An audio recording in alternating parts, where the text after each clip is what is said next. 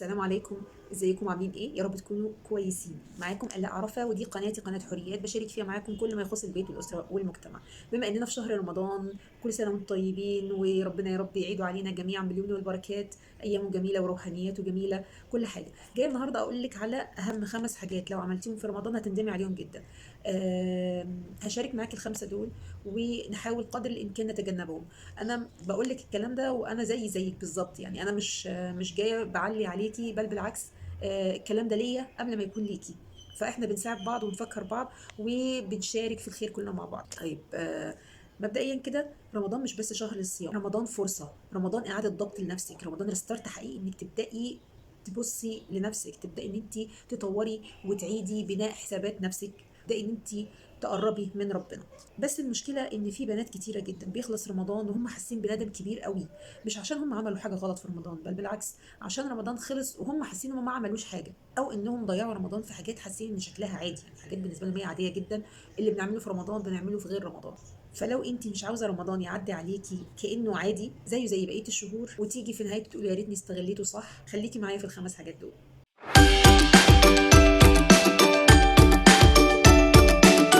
طيب، اول حاجه، ما تضيعيش رمضان في النوم والهروب. احنا بنحتاج راحه، بنحتاج ان احنا ننام، بنحتاج ان احنا ناخد قسط كفايه من الهدوء والراحه والنوم. انا تقريبا قلت نفس الكلام، يعني ما جبتش جديد، بس ما علينا.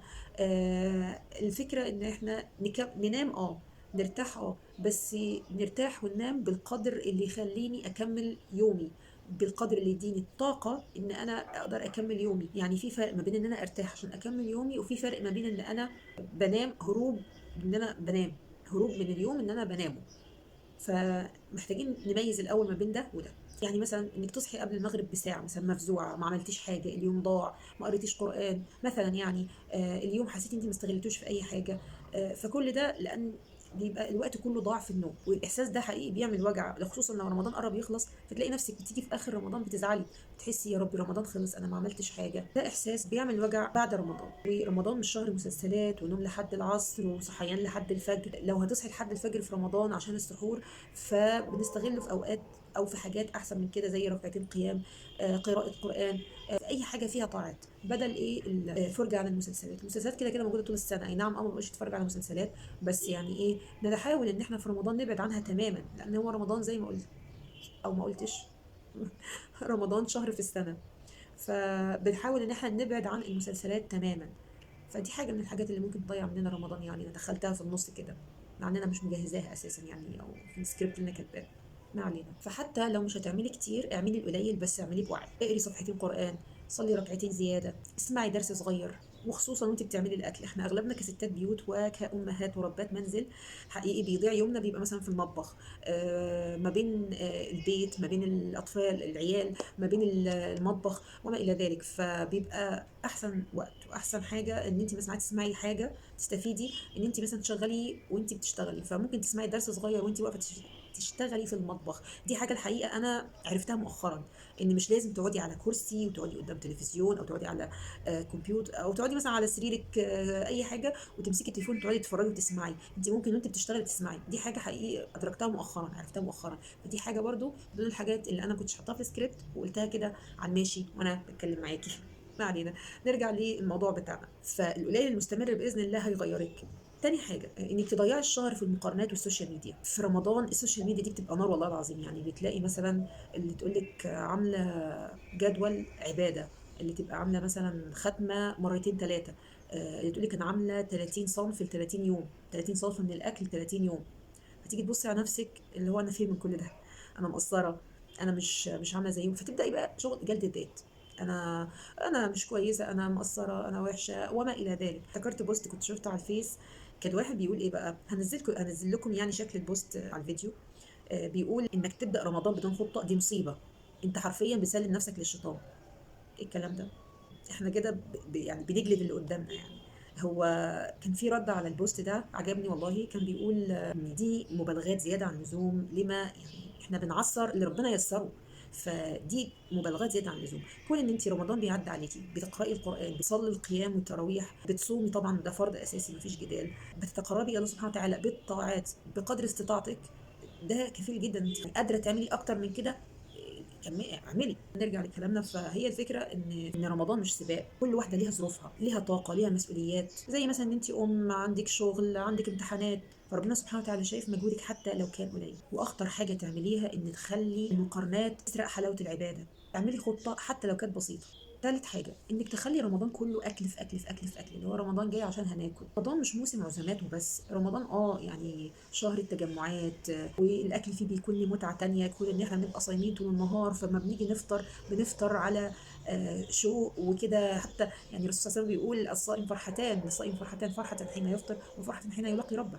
فيعني رمضان شهر زي ما قلت ذكريات، التجمعات الجميلة، الاكل فيه بيكون حلو وليه متعة تانية. بس لما الشهر يبقى كله تفكير فيه هناكل ايه النهارده، هعمل حلو ايه النهارده، بننسى ليه الشهر ده جه اصلا. جسمك بيتأثر، بيتحول لخمول، كسل، تقل، زيادة وزن، وطاقة بتقل. فلو أكلتي باعتدال هتلاقي طاقتك للقيام والعبادة أعلى بكتير. اعملي أكل حلو بس ما تخليش حياتك كلها متمحورة حوالين السفرة. رابع حاجة انك تأجلي التغيير لبعد رمضان. اكتر جملة بنقولها بعد ما رمضان يخلص، بعد ما رمضان يخلص هبدأ، بعد ما رمضان يخلص هبدأ. فبنلاقي ان رمضان خلص واحنا حتى ما عملناش حاجة. والحقيقة ان رمضان مش بيجي عشان نبدأ بعده، هو رمضان بيبقى فرصة كبيرة انه لما بيجي بنبدا احنا نتغير. يعني هو بيجي يساعدنا على التغيير، بتبقى فرصه ان احنا نقرب من ربنا، فرصه ان احنا نعيد ترتيب حساباتنا واولوياتنا، فرصه ان احنا نبدا من جديد. مثلا يعني رمضان لما يخلص هبدا اظبط اكلي، هبدا اظبط صلاتي، هبدا اغير نفسي، هبدا ابطل العاده الفلانيه. طب ما هو رمضان معمول عشان كده اصلا، رمضان معمول جه عشان ابدا اغير نفسي في رمضان. هو فرصه ان كل الناس بتبدا تغير نفسها في رمضان، فليه انا ما بقاش مع الركب اللي ساير؟ ابدا انا كمان اغير نفسي في رمضان. فلاني لو بدات في رمضان بعد كده هتلاقي نفسي خلاص الموضوع بقى سهل. يعني بتبقى اصعب حاجه حسب ما يعني ما انا فاكره يعني، او حسب ما قريت، ان اول 20 يوم بيبقى صعب.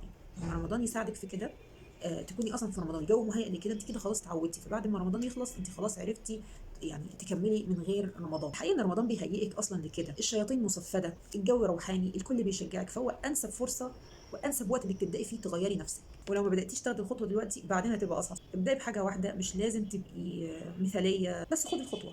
خامس حاجه انك تخرجي من رمضان زي ما دخلتيه. دي اكتر حاجه بتوجع، يعني زي ان رمضان يخلص تلاقي نفسك رجعتي لنفس العادات، نفس الفتور، نفس الاخطاء. رمضان مش محطه بنقف فيها شهر ونمشي، هو تدريب لينا ان احنا نكمل السنه بشكل مختلف وبروح مختلفه. حتى لو خرجتي بحاجه واحده بس، عاده واحده بس، ذكر ثابت مثلا، انك تقللي من ذنب معين، ده مكسب كبير جدا. مهم ما تبقيش زي ما انت. وفي جمله كنت سمعتها برضو، اللي هو لو مش هتقدري مثلا انك تعملي طاعات، على الاقل ما تعمليش معاصي. بصي من الاخر كده، هو رمضان مش شهر ان انت تكوني فيه كامله 100%. هو رمضان احنا شهر بنحاول فيه، مش انك تعملي كل حاجه، هو انك تعملي الحاجه دي بصدق حتى لو حاجه واحده. يعني ما تخليش بس رمضان يكون شهر للذكريات الجميله والحلوه. هو اي نعم شهر كله ذكرياته جميله وحلوه وكل شهر بيبقى احسن من اللي فات، بس ما يبقاش هو ده الهدف، خليه يبقى نقطه تحول. وما تنسيش تقولي لي في الكومنتات ايه هي اكتر حاجه خايفه تندمي عليها لما رمضان يخلص. وارجع واقول لك احنا كلنا زي بعض، انا زيك. احنا الفيديو ده من باب التذكير، من باب ان احنا نؤازر بعض، نشد بايدنا لبعض، ناخد ايدينا مع بعض ونحاول مع بعض.